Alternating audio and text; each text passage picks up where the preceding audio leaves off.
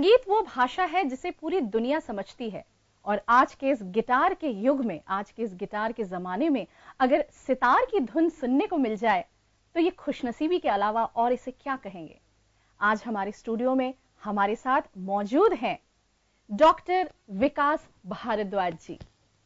Doctor विकास भारद्वाज जी, आपका बहुत बहुत स्वागत। दोस्तों, बहुमुखी प्रतिभा के धनी सितार वादक डॉक्टर विकास भारद्वाज जी, जो कि ना सिर्फ एक कलाकार हैं बल्कि एक शिक्षाविद भी हैं, एक शोधकर्ता भी हैं, और इसके साथ हम सुनेंगे सितार के साथ और संगीत के साथ जुड़ी इनकी प्रेम कहानी इन्हीं की जुबानी। तो विकास जी, आपका बहुत बहुत स्वागत जन टीवी के स्टूडियो में। मुनमुन जी, सबसे पहले आपके माध्यम से जन टीवी के सभी दर्शक गणों को मेरा नमस्कार। और बड़ी खुशनसीबी है हमारी, कोटा से संबंध रखने वाले जाने माने सितार वादक डॉक्टर विकास भारद्वाज जी आज हमारे साथ इस झूमे नाचे गाए के प्रोग्राम के जरिए हमसे इनकी खास मुलाकात हुई है। तो एक बार फिर से आपका बहुत बहुत स्वागत, अभिनंदन। दोस्तों, विकास जी की संगीत यात्रा बड़ी छोटी सी उम्र में शुरू हुई और इस छोटी सी उम्र में जो इन्होंने सितार के साथ अपने तार जोड़े, ये किसी रहस्य से कम नहीं है। लेकिन हम इस रहस्य को जानना चाहेंगे कि कैसे जुड़ी सितार से इनके तार और कैसे संगीत से जो ये यात्रा इनकी शुरू हुई बचपन से ही, काफी छोटी उम्र से। और आज आप विकास जी इस देश के एक जाने माने कलाकार हैं। आप कई सारी राष्ट्रीय अंतर्राष्ट्रीय प्रस्तुतियां दे चुके हैं। तो अपनी यात्रा के बारे में हमारे दर्शकों को, हमारे सुनने वालों को, हमारे चाहने वालों को कुछ बताएं। देखिए मुनमुन जी, मेरा जो पहला कदम इस सांगीतिक यात्रा का शुरू हुआ वो गायन से हुआ। और I was 7 years old then when I started vocal music, but कुछ हेल्थ और मेडिकल कॉम्प्लिकेशंस थ्रोट में ऐसे रहे कि मेरे 2 ऑपरेशंस हुए and then I was shifted to sitar. Sitar मुझे उसका साउंड, उसका स्ट्रक्चर, ऐसी कई चीज़ें थी जिन्होंने मुझे बहुत अट्रैक्ट किया and I started learning sitar. जो मेरी पहली गुरु हैं कोटा में ही मैडम सुधा अग्रवाल जी, मैंने उनसे तालीम शुरू करी। और यकीन मानिए, सितार बड़ा था, मैं छोटा था। और उस वक्त भी उन्होंने मुझे बहुत संभाला, कभी ईंट लगा के, कभी दीवार पे उसको सितार को होल्ड करा के, और बहुत मेहनत की मेरे साथ। वहाँ से कुछ साल सीखने के बाद में मैं उदयपुर गया। पंडित रामकृष्ण बोस जी मेरे गुरुजी हैं जी। फिर मैं अजमेर सीखा श्री देवेंद्र मिश्रा जी से, और फाइनली अभी मैं मेरी जो तालीम ले रहा हूँ वो बॉम्बे में इंटरनेशनली रिनोन सितार आर्टिस्ट है पंडित नयन घोष जी, उनसे मेरी ट्रेनिंग अभी चालू है जी। और मैं बड़ा खुशनसीब रहा कि मेरे सभी गुरुजन ने मुझे एकदम अपने बच्चे की तरह सिखाया और पूरा मेरा मार्गदर्शन करा।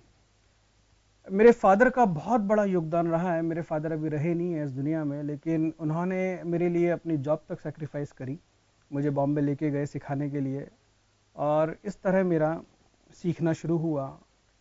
तालीम के साथ साथ मेरी एजुकेशन भी म्यूजिक में ही प्रारंभ रही। मैंने पोस्ट ग्रेजुएशन किया, इसी में मैंने रिसर्च किया। इस तरह से मेरी यात्रा रही। तो जैसा कि विकास जी आपने बताया कि आपका ये जो शोध का जो रास्ता आगे बढ़ा, कहीं ना कहीं युवा वर्ग को एक दिशा प्रदान करने के लिए, दिशा दिखाने के लिए। तो हमारे इस प्रोग्राम के माध्यम से विकास जी, आप शास्त्रीय संगीत और युवा वर्ग, इस 2 अलग अलग फेजेस को आप कैसे जोड़ने की बात कहेंगे? कैसे आप युवा वर्ग को एक रास्ता दिखाएंगे कि क्लासिकल या हम जिसे कहें शास्त्रीय संगीत, चाहे वो गायन हो चाहे वो वादन हो, कैसे युवा वर्ग अपने अवसर खोज सकता है, कैसे अपना रास्ता बना सकता है? मुनमुन जी, मैं आपको बताना चाहूंगा कि हमारा जो भारतीय शास्त्रीय संगीत है या हमारा जो भारतीय संगीत है, ये एक्चुअली हमारी धरोहर है। बिल्कुल जी, बिल्कुल। क्या और आप देखेंगे कि भारतीय नहीं, केवल विदेशों से लोग यहाँ आ रहे हैं और हमारी इस संस्कृति, हमारा ये जो कल्चर है, इसको ऑप्ट कर रहे हैं। बिल्कुल जी। मैं खुद भी यूएस में और काफी जगह ऑनलाइन क्लासेस लेता हूँ, उनको सिखाता हूँ। और जब बाहर के लोग इस चीज को इतना कदर कर रहे हैं जी, तो मैं चाहता हूं कि हमारे जो यूथ है, और यूथ समझ रहे हैं, ऐसा नहीं है। अभी कई ऑर्गेनाइजेशंस हैं जैसे स्पीक मैं के, वो स्कूल कॉलेजेस में वर्क कर रही हैं। तो कई अनुभव ऐसे होते हैं जब हम परफॉर्म करते हैं कि कम उम्र के बच्चे हैं और वो उनके लिए इट इज लाइक मेडिटेशन, डूब जाते हैं, पता नहीं कौन सी और फिर आफ्टर द कॉन्सर्ट जब वो मिलते हैं, इंटरेक्शन होता है, तो उनका एक जोन, अलग जोन में पहुंच गए, ऐसे उनके एक्सपीरियंसेस होते हैं। जी, बिल्कुल। तो मैं चाहता हूं कि हमारा जो युवा है, अगर हमारी चीज को हम नहीं समझेंगे तो कौन समझेगा? क्या तो बात इसको जितना ज्यादा, और देखिए करियर बनाए बहुत अच्छी बात है, अगर आप करियर ना बना के अगर आप इससे जुड़ते भी हैं, किसी अच्छी चीज से आप जुड़ते हैं, तो आपकी ओवरऑल पर्सनैलिटी में बहुत सारे डेवलपमेंट्स आएंगे। आजकल म्यूजिक को एज अ थेरेपी भी यूज किया जा रहा है जी।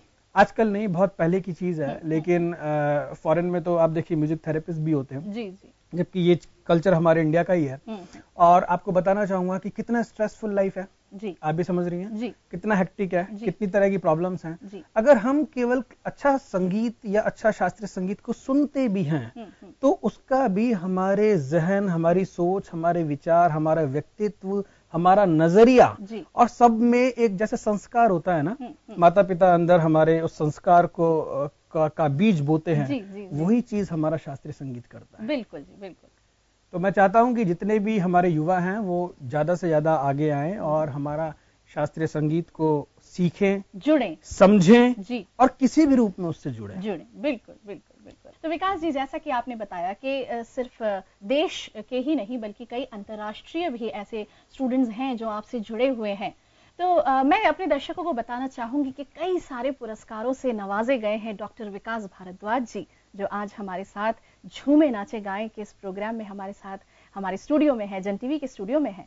तो विकास जी, हाल ही में जैसे आपका लाओस दौरा हुआ, सरकार की तरफ से, हमारे देश के सरकार की तरफ से आपने प्रस्तुति दी, तो कैसा अनुभव रहता है? और सिर्फ लाओस ही नहीं, जितना हम जानते हैं ऐसे कई सारे राष्ट्रीय अंतर्राष्ट्रीय प्रस्तुतियां आप दे चुके हैं, तो देश से बाहर जब आप प्रस्तुति देने जाते हैं कैसा अनुभव रहता है? और सिर्फ आपका अनुभव नहीं, मैं जानना चाहूंगी जो लोग आपको सुनते हैं, चाहे वो भारतीय हो, चाहे वो वहां के निवासी हो, बाहरी देश के निवासी हो, जब वो आपको सुनते हैं तो वो अपने अनुभव आपके साथ जो साझा करते हैं, वो अनुभव आज आप हमारे साथ साझा करें।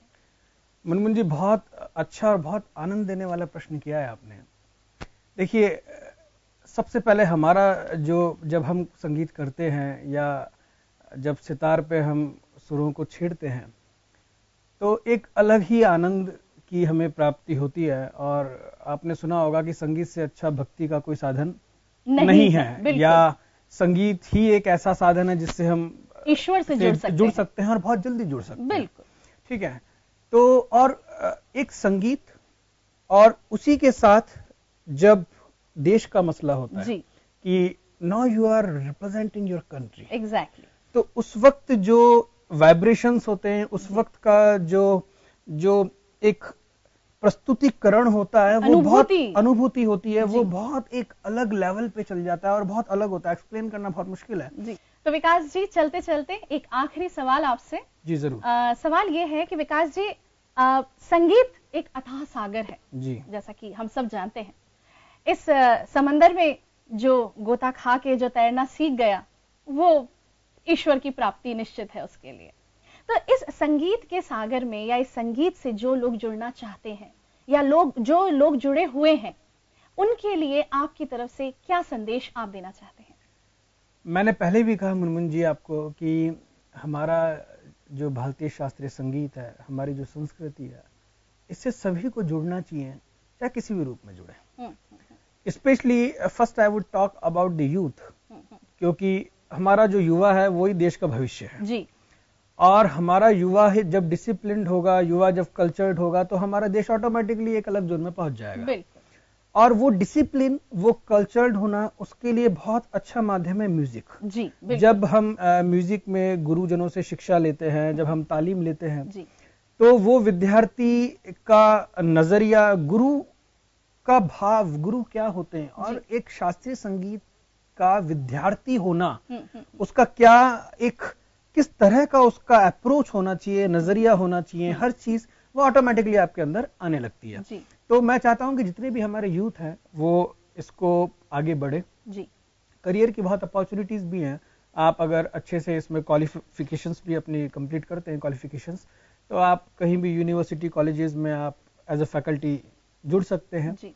आप अपना प्रैक्टिकल को बहुत साउंड रखें, खूब अच्छा सीखें और अपने गुरुजनों से पूर्ण रूप से समर्पित होकर आप जितना विधिवत अपनी तालीम लेंगे, अपनी शिक्षा लेंगे, और उतना ही बल्कि उससे ज्यादा, जितना ज्यादा आप रियाज करेंगे, रियाज सबसे इंपॉर्टेंट है। शास्त्रीय संगीत में रियाज अपने आप में, रियाज जो शब्द है वो भक्ति है, वो साधना है, वो तपस्या है, वो तप है। तो दोस्तों, जैसा कि विकास जी ने बताया, धैर्य, रियाज और समर्पण, इन तीनों चीजों को अगर आप ध्यान में रखेंगे तो आपका संगीत के साथ एक अलग ही जुड़ाव, एक अलग ही रिश्ता सामने आएगा। और हमें उम्मीद है जो दर्शक संगीत से जुड़ना चाहते हैं, जो संगीत से जुड़े हुए हैं, जो संगीत सुनते हैं, जो संगीत की स्वर लहरियों में बहते हैं, उन्हें निश्चय ही आज विकास जी के साथ हमारी ये छोटी सी गुफ्तगू जरूर पसंद आई होगी। और विकास जी, संपूर्ण जन टीवी परिवार की तरफ से, हमारे दर्शकों की तरफ से, मेरी तरफ से जन टीवी में आने का आपका बहुत बहुत शुक्रिया, अभिनंदन। हम कोशिश करेंगे हमारे दर्शकों के लिए कि विकास जी फिर से हमारे साथ फिर कभी जन टीवी स्टूडियो में आए, हमसे जुड़े, हमसे बातचीत करें, हमारे दर्शकों से जुड़े। और आज आने के लिए, हमसे बातचीत करने के लिए आपका विकास जी बहुत बहुत धन्यवाद। बहुत बहुत धन्यवाद।